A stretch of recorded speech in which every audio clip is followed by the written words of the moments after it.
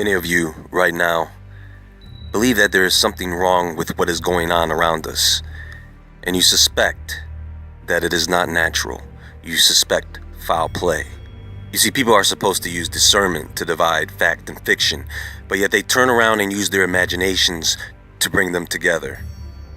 And so now, because of all these theories, they are certain, they are sure these things are being caused by neither God nor nature, but man.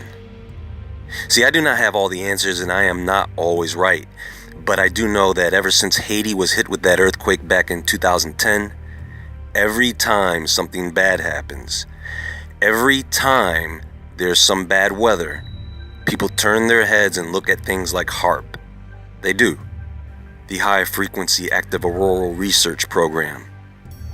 People think that they can modify the weather, and they are right, they can. They can do it, but are they doing it? Well, we're going to take a closer look at this, because this is out of control, and I'm not talking about the weather. No, I'm talking about beliefs held with strong conviction, manifested out of misunderstanding, victims of a great deception.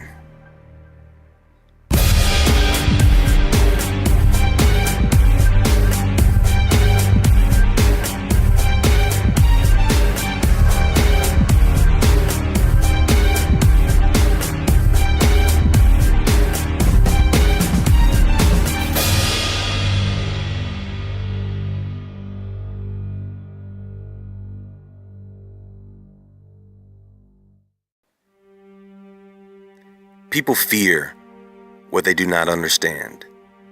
But when people come to a better understanding, that fear begins to disintegrate. Now, H.A.A.R.P, like CERN and Frankenstein, is one of those things that probably should not have been created. Like CERN, H.A.A.R.P is the result of Nikola Tesla's technology. Now, if you didn't know, Tesla was known for having visions of his designs, and it is said that those visions came from the other side. So let me take you back. In 1884, Tesla sailed to New York City, where he went to work for Thomas Edison. He offered Tesla a great deal of money to improve upon the designs of his direct current or DC motors, and Tesla did just that. But Edison stiffed him, so Tesla quit.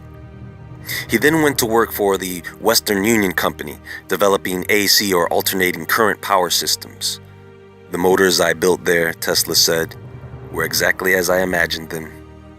I made no attempt to improve the design, but merely reproduced the pictures as they appeared to my vision. And the operation was always as I expected. Now, after Tesla was able to develop his Tesla coils, he wanted to work on his ideas for wireless transmission, and so he hooked up with J.P. Morgan, who would put up the money to build Wardenclyffe Tower in 1901, a giant transmission tower based on Tesla's idea of a wireless planet. As soon as completed, it would be possible for a businessman in New York to dictate instructions and have them instantly appear and type at his office in London or elsewhere. He will be able to call up from his desk and talk to any telephone subscriber on the globe, without any change whatever in the existing equipment. An inexpensive instrument, not bigger than a watch, will enable its bearer to hear anywhere on sea or land, music or song, the speech of a political leader, the address of an eminent man of science, or the sermon of an eloquent clergyman, delivered in some other place, however distant. In the same manner, any picture, character, drawing, or print can be transferred from one to another place. Millions of such instruments can be operated from but one plant of this kind. Now let's fast forward to around the early 1990s. The Atlantic Richfield Company, or ARCO, an American oil company, needed to sell gas out of Alaska, and so they financed the project concept of Bernard Eastlund, an American physicist and patent author, who would create 23 U.S. patents, one of those patents being based on the work of Tesla, a 40 square mile radio transmitter that used Alaskan natural gas to power its generators. And so the U.S. Air Force and Navy got together with the Defense Advanced Research Projects Agency, or DARPA, BAE Advanced Technologies, and the University of Alaska Fairbanks to give birth to H.A.R.P. Now that right there tells you that H.A.R.P was in fact intended for military defense and research purposes. They wanted to develop advanced defense and weapons technologies. That's just what the military does. That's what they are supposed to do. Make weapons, protect the borders. But even before H.A.R.P's completion in 1994 and after, they have been under pressure from environmentalist and conservation organizations from every angle, with concerns about the safety of the program. Because back then and even now, the scientists there have admitted that they do not fully understand the consequences to using such technology. And so their logic was, well, if we want to find out the impact this will have on the planet, we are going to need to experiment on the planet. Now, H.A.R.P, of course, is just the name of the program. The machine that everyone is familiar with is known as the IRI, the Ionospheric Research Instrument, which is detailed in H.A.R.P's Environmental Impact Statement. An excerpt of this can be easily found on the University of Alaska Fairbanks Geophysical Institute website.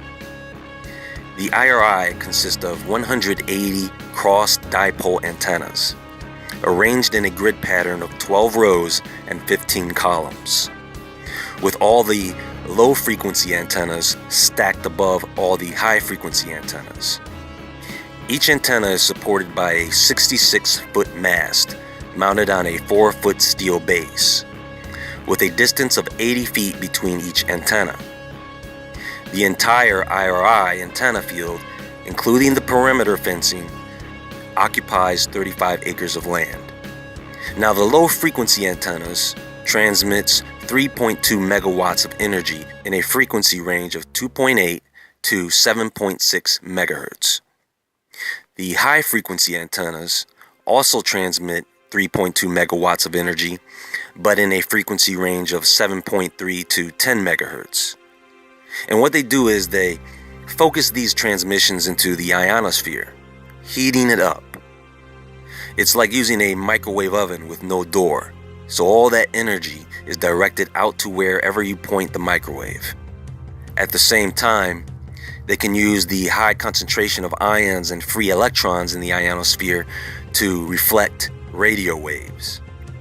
So what happens is they create these virtual reflectors or mirrors in the ionosphere to basically send these transmissions to anywhere on the planet.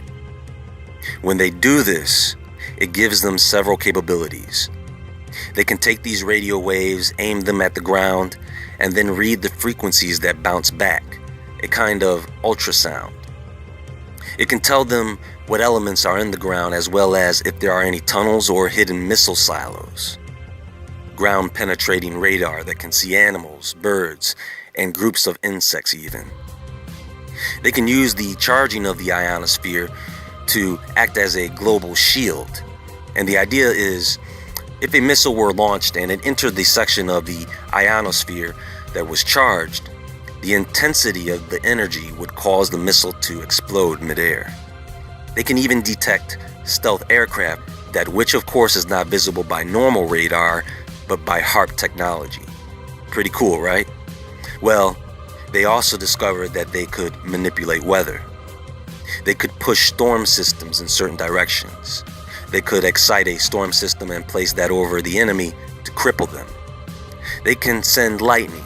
With enough power, they can even pump these transmissions into the ground, creating such violent vibrations that they cause earthquakes and volcanic eruptions.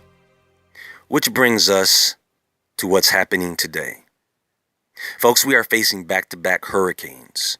Harvey, Irma, Jose is making its way up the East Coast, and now Maria is headed for the islands.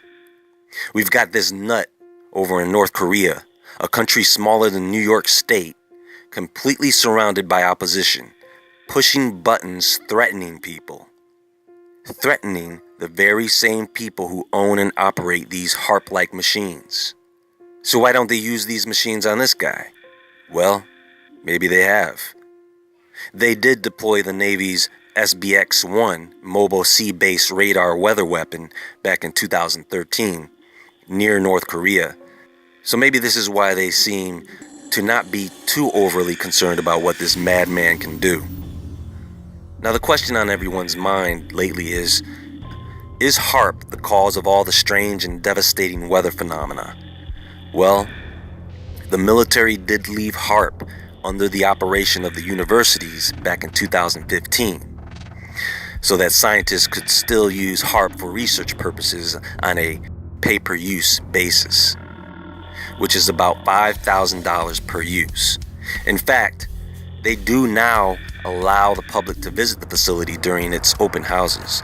So, whatever the military or government was using HAARP for in the past, I do not think they are using it for that purpose now. They have most likely moved on to a similar technology that is more advanced, somewhere else. I mean, they first started running HAARP over 20 years ago, and today this type of technology, folks, is found in different forms all around the globe. You cannot pin everything on HAARP. That would be foolish. But like I said, I put nothing past the government. But at the same time, I am more inclined to believe that what's happening is ultimately the work of external forces. I'm talking about the sun and everything out there in space. We've recently had several very large solar flares, those photon fluxes, hit us. One of these flares was followed by the 8.2 earthquake that hit Mexico recently. We are always overdue for every major cataclysm, and every year there is record-breaking volcanism, earthquakes, and bad weather. The Earth has been doing this for years now, and we are not living on the only celestial body that has been going through these changes.